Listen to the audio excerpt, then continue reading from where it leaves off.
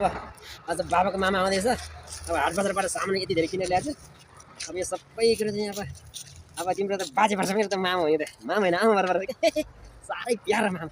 मेरो प्यारो मामा छ नि तिम्रो मामा जस्तो भएर खतरा मामा छ। मामा होइन आमा सुको मेरो। ल अब आज मामा आउँदै हिँडेन हिँडेन फोन पनि आयो। हेलो मामा, नमस्ते मामा।